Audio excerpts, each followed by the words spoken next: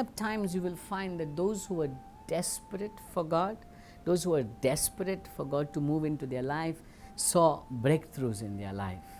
But we also need to understand there are things that moved Jesus to move into their situations. When we open to Luke chapter 5, we will see a paralytic man brought to Jesus. The people that brought this paralytic man to Jesus brought him on a bed. And when they could not bring him before Jesus through the doorways, let's read what it says in Luke chapter 5 verse 18. It says, "Then behold, men brought on a bed a man who was paralyzed, whom they sought to bring in and lay before him," that is Jesus. "And when they could not find how they might bring him in, because of the crowd," that's the crowd was the reason that they could not bring this paralytic to Jesus.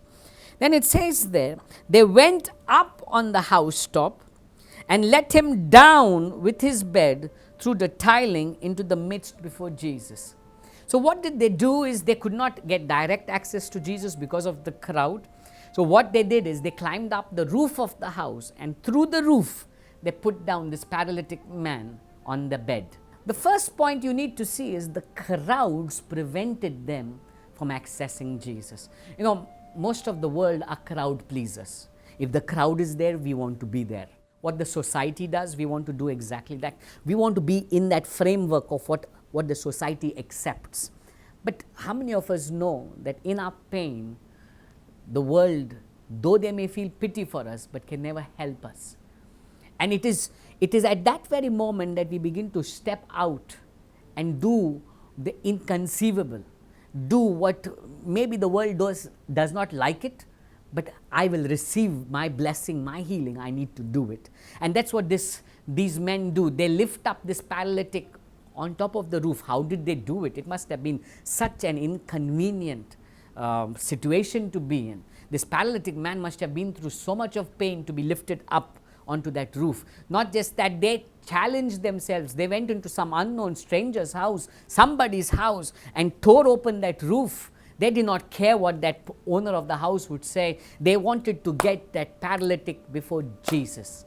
And what happens is Jesus sees something about them that draws Jesus or moves Jesus to work a miracle. And that's what we see in verse 20. It says, "And when Jesus saw their faith," he saw their faith. The moment Jesus saw their faith, how could he see? That means faith is not something that I just have on the inside, but faith can also be seen. How can faith be seen? Is by our actions. Our actions speak faith. These people could have come and seen a crowd and said, "Okay, I can't meet Jesus today, maybe I'll come tomorrow and return back home."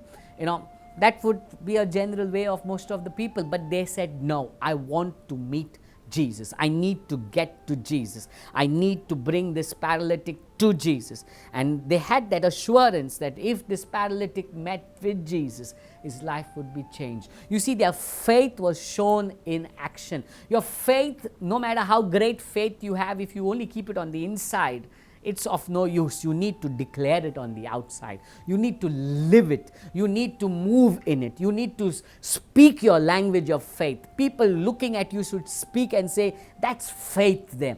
Jesus saw their faith and things changed. Today I want to ask you who's watching, do you want to move Jesus to move into your life? Then you need to put your faith in action. What you believe, you need to act. If you want a healing in your life, if God has spoken a word of healing over you, you need to believe it and live it. Live it. Your faith needs to be put into action. That's what Jesus was moved to. He saw their faith and began to minister to that paralytic man. Today I want to tell you who's watching. Jesus, when he sees your faith in action, he will be moved to move in your situation.